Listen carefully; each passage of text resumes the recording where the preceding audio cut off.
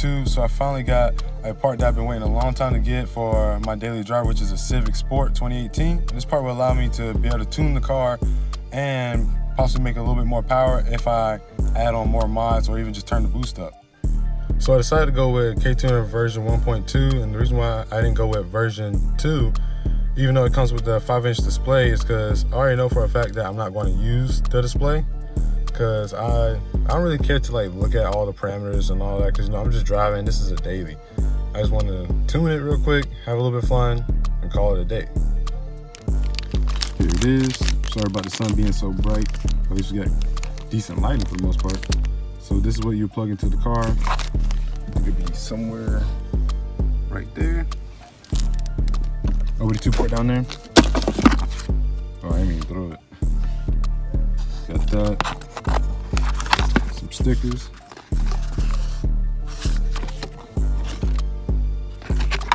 And then the plug-in or the USB to go into the laptop. So let's get right into it. First things first, you'll need to download the Ktuner software onto your laptop or computer. As for me, since my brother already has Ktuner installed on his Honda Accord, we already have the software installed.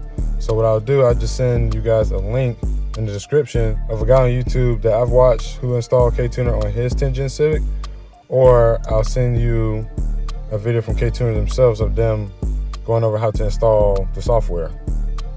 I got the OBD2 port plugged into the car. I'm about to plug it into the computer. After you've installed Ktuner software and or updated, which I had to update, which is basically the same process as installing it, you now can plug in your OBD2 port and put the car in accessory mode. Alright, that's in accessory mode, which basically just turns on the power, turn on the ECU. It says your unit is not currently registered to your account. Would you like to register it now? Then it's going to ask you, would you like to lock your Ktuner to your ECU, and you're going to agree, and yes. You should do that. You're going to do connect.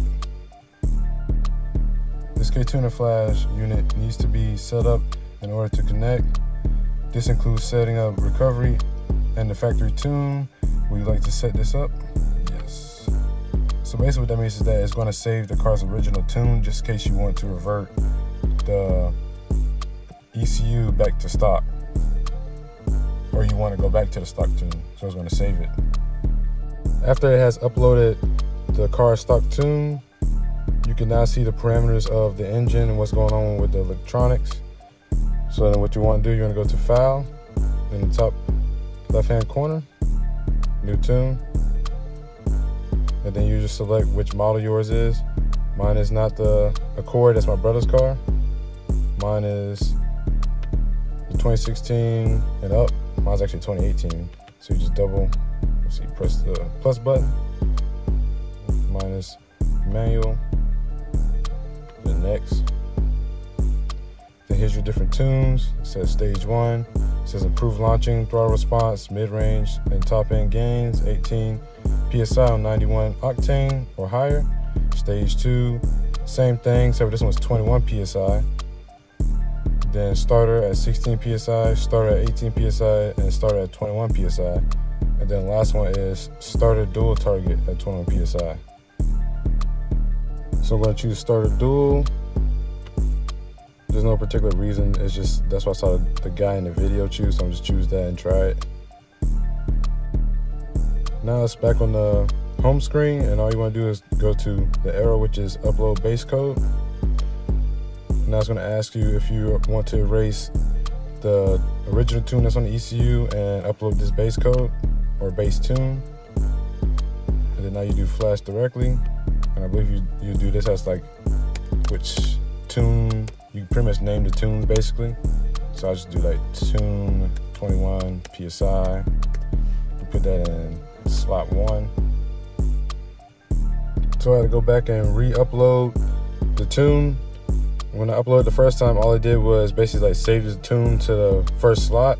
So what you do upload base tune again, and then you just click flash directly to ECU, and now what it's doing is erasing the original tune so that it can then upload the new tune. And now it's flashing, and as well, just about all the lights on the dash will be flashing. But that just means that it's uploading. So once it's done flashing, it's gonna want you to turn the key off for a few seconds and then turn it back on to accessory mode before you click OK on the computer. So I'm gonna go ahead and do that. All right, getting out into the road with the new tune. If you're wondering, the mods I have is just a generic, well, it's not generic, it's an AFDynamics Intake. I'm not gonna call it cold air intake because it's not cold air intake, because one, the intake is made out of metal, and two, it's out in the open, so of course it's gonna get a lot of heat. But all I wanted was turbo noises. I also have a Boomba blow-off valve, which I know blow-off valves aren't good for these cars, but you know, it's my first turbo car, so I wanted to, you know, be a little kid and try it out. Then as well, my car is straight pipe. That means no resonator and no mufflers. This car sounded like an electric car when I first got it. Couldn't stand it, especially when it came to shifting. But other than that, I do have a downpipe, but it's not installed. I haven't installed it yet. I've just been too lazy to do it. Go ahead and get on the road, see what it do.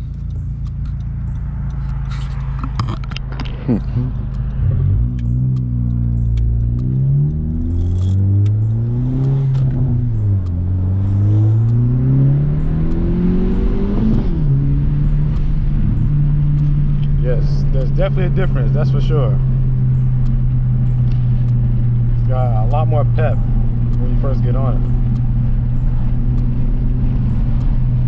Now this turbo, it only spools up at like $2 grand, and then after that, the power dies off progressively as the RPMs rise. And it sounded like the turbo screamed a lot higher, or a little more high pitched than it usually does. Interesting. So I'll stop real quick because I want to turn the stability control and traction control off. So usually what you can do to turn traction control off, all you do is just hold this button and it'll turn it off. But technically it's still on. You have to actually turn vehicle stability assist off and traction control off. So how you do that, you have your parking brake up. So what you do, you put your foot on the brake, you release it.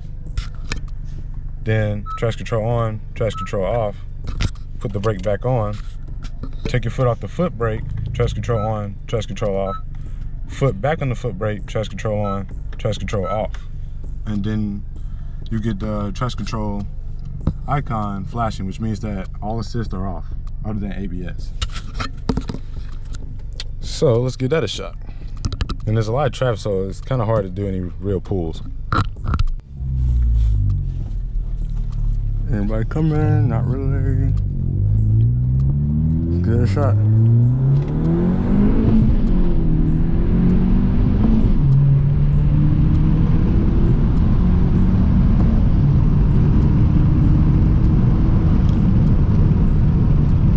Oh my God. Definitely a difference, that's for sure. When I get some more mods, I do the fearable tune. And sorry about all the wind noise.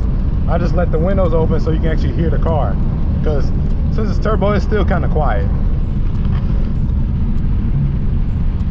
Oh, car pulled right out in front of me, of course. It's a big difference, including the way that the turbo sounds.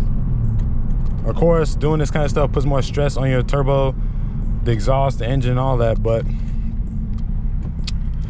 you know, that's what we car guys live for. Make our cars unreliable, basically. No, I'm just joking.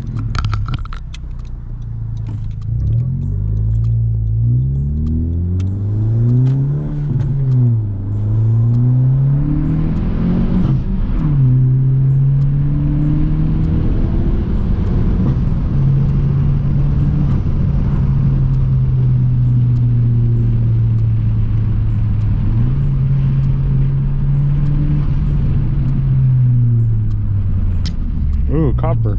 Stopped just in time, huh? But something I want to do in just a second is, one, do a pop tune. And 2, turn off rev hang, because it's pretty annoying when you're trying to shift quick and the revs are just hanging instead of dropping like they're supposed to. So it makes it a little hard to be quick with shifting and maintain a boost.